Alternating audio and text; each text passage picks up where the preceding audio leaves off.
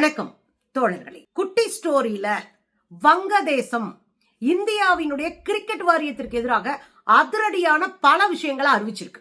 இன்னொரு பக்கம் கைது செய்த 5 ஆண்டுகள் ஆயிடுச்சு மாணவர் தலைவர்களை. இன்னமும் விடமாட்டேங்குது இந்த ஒன்றிய மோடி அரசு. உச்ச நீதிமன்றம் அதற்கு துணை நிற்கிறது. என்ன நடந்துட்டு இருக்குங்க? இந்தியாவில் இஸ்லாமியர்களா இருக்கிறதே பெரிய பிரச்சனையா இருக்கு. இஸ்லாமியர்கள் வாழ்வியல் மிகப்பெரிய பிரச்சனைக்கு உள்ளாக்கப்பட்டுக்கிட்டே இருக்கு. இஸ்லாமியர்களுடைய பேரை கேட்டாலே கடுப்பாகுது, காண்டாகுது இந்த மோடி அரசு. அவர்களை எல்லா வழியிலும் ஒடுக்குகிற அயோக்கியத்தனமான அரசியலை கையில் எடுக்குது. இதுக்கு முக்கியமான ஒரு உதாரணம் சொல்லலாம் அப்படின்னா, வங்கதேசத்தினுடைய கிரிக்கெட் வீரர் முஸ்தபிசுர் ரஹ்மான் அப்படின்ற ஒரு வேகப்பந்து வீச்சாளர்.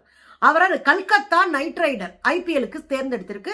9.20 லட்சம், அதாவது 9 கோடியே 20 லட்சத்துக்கு எடுத்திருக்கிறாங்க. உடனே இங்க இருக்கிற சங்கிகள், அது எப்படி முஸ்லீம் போய் எடுத்திருக்கீங்க? ரெண்டாவது, வங்கதேசத்துல இந்துக்கள் கொல்லப்படுகிறார்கள். அப்படி இருக்கும்போது, இந்துக்கள் செத்துட்டு இருக்கும்போது அந்த ஊர்ல இருந்து ஒரு கிரிக்கெட் வீரரை நீங்க எப்படி செலக்ட் பண்ண முடியும்? அவரை உடனடியாக வேண்டான்னு தூக்கி எறிங்க, அவரை விடுதலை பண்ணிருங்க, உங்க டீம்ல இருந்து அவர் விலக்கிருங்க அப்படின்னு கடுமையா சங்கிகள் கதற, இந்திய கிரிக்கெட் வாரியம் இருக்கு இல்லையா, PCCI, அது என்ன பண்ணிருச்சு, உடனடியாக நீங்க அவரை நீக்குங்க, வேற ஒரு கிரிக்கெட் பிளேயரை தேர்ந்தெடுத்துக்குங்க அப்படின்னு அறிவுறுத்தி அவர் நீக்கப்பட்டு இருக்கிறார். என்ன கேவலமான விஷயங்க. நம்ம என்ன கேட்கிறோம்னா, இங்க இருக்கிற கிறிஸ்தவர்கள் மீதும் இஸ்லாமியர்கள் மீதும் சொந்த நாட்டுல இவ்வளோ பெரிய தாக்குதல் நடத்துற நீங்கெல்லாம் இதை பேசலாமா? ரெண்டாவது, கிறிஸ்தவர்கள் இஸ்லாமியர்கள் மீது நீங்க தாக்குதல் நடத்துறத பார்த்துட்டு உலக நாடுகள் எல்லாம் உங்களுக்கு எதிராக ஒரு தடை போட்டுச்சுன்னா என்ன பண்ணுவீங்க? அத்தனை நீங்க இப்ப பண்றீங்க. இப்போ இங்கிலாந்து இருக்கு, அமெரிக்கா இருக்கு, இங்க உலக நாடுகள் ஃபுல்லா இருக்கு. அவங்க எல்லாம் விளையாட்டு துறையில உங்களை வேண்டான்றாங்கன்னா என்ன பண்ணுவீங்க? இது ஒரு சின்ன குழந்தை விளையாட்டு மாதிரி இல்ல.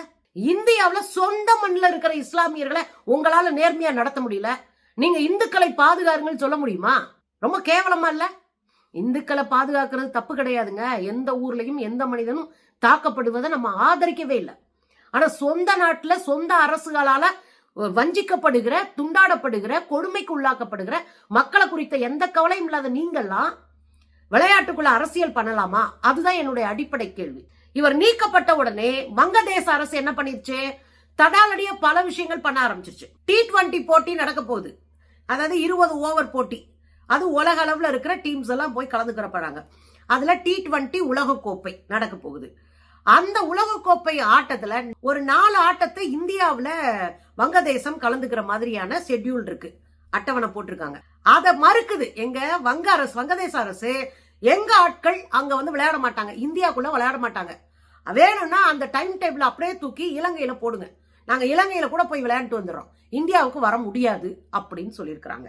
ரெண்டாவது, இந்த IPL ஒளிபரப்பு இருக்குல்ல, IPL போட்டின்றது தெரியாதவங்களுக்காக சொல்றேன், பெரியவங்க இருப்பீங்க அவங்களுக்காக சொல்றேன். உலகம் பூரா இருக்கிற வீரர்கள் இருப்பாங்களே, அது நல்லா விளையாடுறவங்க எல்லாம் ஏலத்துக்கு எடுப்பாங்க. ஏலத்துக்கு எடுத்து ஒரு டீம் ஆக்கி அந்த டீமுக்கு ஒரு பேரை கொடுத்து விளையாடுறது. அதுல பல நாடுகளை சேர்ந்த வீரர்களும் இருப்பாங்க. அதான் IPL போட்டி. அந்த IPL போட்டியினுடைய ஒளிபரப்பை வங்கதேசத்துல ரத்து பண்ணணும் அப்படின்னு அங்க வந்து முடிவெடுக்கப்பட்டு தகவல் மற்றும் ஒலிபரப்பு துறையினுடைய ஆலோசகரா இருக்கக்கூடிய ஆசிப் ரசூல் கடுமையான கண்டனத்தை தெரிவிச்சிருக்கிறேன். நாங்க உங்க ஏரியாவுக்கு வரலங்க, எங்களுக்கு அங்க பாதுகாப்பு இல்ல, நீங்க எங்க ஏரியாவுக்கு வர வேணாம். இதுல இன்னொரு விஷயமும் இருக்கு.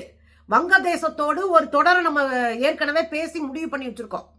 வங்கதேசத்திலே போய் கிரிக்கெட் விளையாடுறதுக்கான ஒரு தொடர், தனி தொடர் ஒன்று நம்ம யோசிச்சு வச்சிருக்கோம். அது டைம் டேபிள் போட்டு வச்சிருக்கிறாங்க. அந்த இதுலயும் இப்போ ஓட்ட விழுந்துருச்சு. நீங்க எங்களோட விளையாடவே வேணாம், ஏன்னா நீ ஒரு ஜோலியை பாரியா அப்படின்னு வங்கதேசம் நொட்டாங்கையில அடிச்சிருக்கு. எல்லா நாடுகிட்டையும் அசிங்கப்படுறதுதான் மோடி அரசினுடைய வேலையா இருக்கு. ரொம்ப கேவலமா இருக்கு. ஒரு சின்ன நாடு நொட்டாங்கையில உங்களை புடையல் அடிச்சுட்டு போகுது. அவ்வளவு மோசமா இருக்கீங்க நீங்க. இதுக்கு இடையில உமர் ஹாலித் நம்ம பல முறை பேசியிருக்கோம். JNU மாணவர் சங்க தலைவராக இருந்தவர், ஜவஹர்லால் நேரு பல்கலைக்கழகத்தின் மாணவர் சங்க தலைவராக இருந்தவர். பல முறை அந்த தேர்தல் நடக்கும் போது அவர் மீது தாக்குதல் நடந்திருக்கு.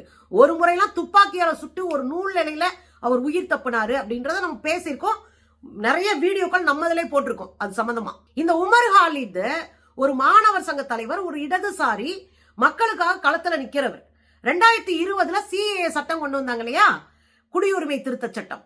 அந்த குடியுரிமை திருத்த சட்டத்துக்கு எதிராக டெல்லியில ஜாகின்பாக்ல மிகப்பெரிய போராட்டம் நடந்தது. பெண்கள் முன்னின்று நடத்திய ஒரு மிகப்பெரிய போராட்டம் தான் இந்த ஜாகின்பாக். அதுக்கு பிறகு இந்தியா முழுவதும் ஜாகின்பாக்குகள் நடந்தன. தமிழ்நாட்டிலேயே ஊருக்கு ஊருக்கு ஜாகின் பாக் நடந்தது. பெண்கள், ஆண்கள், குழந்தைகளோடு களத்துக்கு வந்தாங்க இந்த சிஏ சட்டத்துக்கு எதிராக. நானே ஒரு 100க்கும் மேற்பட்ட இடங்கள்ல பேசியிருக்கேன் அந்த 3 மாச காலத்துக்குள்ள. அப்போ அந்த ஜாகின் பாக் நடக்கும்போது அந்த மக்கள் கிட்ட இங்க இஸ்லாமியர்களுடைய பாதுகாப்பு குறித்து பேசுறாங்க மாணவர் தலைவர்கள் எல்லாம். அதை புடிச்சுக்கிட்டாங்க. புடிச்சுக்கிட்டு இந்த பேசின 19 பேர் மேல கேச போட்டு உள்ள தள்ளி, அதுல கொஞ்சம் பேருக்கு 2 வருஷத்துல ஜாமீன் கொடுத்துட்டு மிச்சம் இருக்கிற 10 பேருக்கு மேல வச்சுட்டே இருந்து நேத்து எல்லாருக்கும் ஜாமீன் கொடுத்துட்டாங்க, 2 பேரை தவிர. உமர் ஹாலித், சர்ஜில் இமாமுன், இவங்க 2 பேரை தவிர மத்த எல்லாருக்கும் கொடுத்துட்டாங்க. என்னையான்னு கேட்டா, இவங்க கேஸ் வேற, அவங்க கேஸ் வேற. எல்லாரும் ஒன்னாதான் நின்று பேசுறாங்க. இவங்க கேஸ் வேற, அவங்க கேஸ் வேற. அதனால இவங்க இருக்கட்டும். எங்க பல முறை ஜாமீன் கேட்டு கேட்டு உயர்நீதிமன்றத்துல, டெல்லி உயர்நீதிமன்றத்துல போட்டுக்கிட்டே இருக்காங்க. உயர்நீதிமன்றம் ரிஜெக்ட் பண்ணிக்கிட்டே இருக்கு. 14 மாசம் 14 முறை இந்த வழக்கு பேசப்பட்டு விசாரிக்கப்பட்டு நேத்து இந்த ஜாமீன் வழக்கு மீதான தீர்ப்பு சொல்லியிருக்கு உச்சநீதிமன்றம். இந்த உச்சநீதிமன்றம் என்ன தீர்ப்பு சொல்லுது அப்படின்னா, இந்த தண்டனைக்கு முன்னாடி விசாரணை காலகட்டத்துல சிறையில இருக்கிறது ஒன்றும் தண்டனை கிடையாது. ஏன் போய் அப்படியே உட்கார வேண்டியதானே? நீதிமன்றத்தில் உட்கார்ந்துருக்க நீதிபதிகள் விசாரணைக்காக சிறையில் இருக்கிறது தண்டனை இல்லதானே? உள்ள போய் உட்காருங்க குடும்பத்தோட. என்ன மாதிரிங்க 5 வருஷம் ஒரு இளைஞன் உள்ள உட்கார்ந்துருக்காரு, எந்த தப்பும் பண்ணாம. உப்பா சட்டத்துல கைது பண்ணி உள்ள போட்டு வச்சிருக்கிறீங்க. இது என்ன மாதிரியான நியாயம்? கொலை கேசு, குண்டு வைக்கிறவன், மிகப்பெரிய தாக்குதல் நடத்துறவன், ஒரு நாட்டை அழிவு பாதைக்கு எடுத்துட்டு போறவன், அத்தனை பேர் வெளியே தெரியுறான். இதே டெல்லியில நீங்க இஸ்லாமியர்களை பார்த்த இடத்தில் சுடுங்கள் சொல்றாரு. யாரு? அனுராக் தாக்கூர். அந்த ஆளை நீங்க மினிஸ்டர் ஆக்குறீங்க. படுகொலை செய்யுங்க, துப்பாக்கியால சுடுங்க, காவல்துறை இங்க கூடி இருக்கிறவங்களை அகற்றாட்டினா நாங்க இறங்கி அடிச்சு ஓட விடுவோம். இதெல்லாம் மேடையில பேசுறாரு அனுராக் தாக்கூர் உட்பட ஒரு 4 சங்கி பயலுக. அதுங்க பூரா அமைச்சராகவும் தலைவர்களாகவும் வெளியே தெரியுதுங்க. படுகொலை செய்ய தூண்டியவர்கள். அதே மாதிரி அங்க நடந்த 50க்கும் மேற்பட்டோர் கொலை செய்யப்பட்டாங்கல்ல அந்த காலகட்டத்துல. அந்த படுகொலையை செய்ததே RSS பாஜக சங்க பரிவார் கும்பல். வெளி மாநிலங்களில் இருந்து ஆயுதங்களை இறக்கி, ரவுடிகளை இறக்கி மிகப்பெரிய தாக்குதலை நடத்தி 50க்கும் மேற்பட்டோரை கொலை பண்ணாங்க. 100க்கும் மேற்பட்டோர் படுகாயம் அடைஞ்சாங்க. இதுல பல வீடுகள், கடைகள் எல்லாம் தீக்கிரையாக்கப்பட்டது. மசூதிகள்லாம் தீக்கிரையாக்கப்பட்டது. பல இந்துக்கள் இஸ்லாமிய பெண்களை பாதுகாத்து காப்பாத்தினாங்க. அதுல ஒரு இன்சிடென்ட் எனக்கு நல்லா ஞாபகம் இருக்கு. அப்ப படிச்சது. பக்கத்து வீட்டுக்காரங்க இஸ்லாமியர்கள் வீட்டை நெருப்பு வச்சுட்டாங்க. உள்ள அந்த பெண்கள் கத்திட்டு இருக்கிறாங்க. அவங்க வீட்டுல யாரும் இல்ல. இந்த அண்ணன் பக்கத்து வீட்டுக்காரர் ஓடி போய் உள்ள அந்த பிள்ளைங்களை எல்லாம் காப்பாத்தி வெளியே கூட்டிட்டு வந்து படுகாய அடைஞ்சிட்டாரு. கடைசியில் அவர் காப்பாற்ற முடியல, இறந்து போயிட்டாரு. பக்கத்து வீட்டுல இருக்கிற இஸ்லாமிய பெண்களை காப்பாற்றுக்காக உயிரை கொடுத்த அண்ணன் தம்பிங்க இந்துக்கள்ல இருக்கிறாங்க. ஆனா சங்கி பயல்க அப்படி கிடையாது.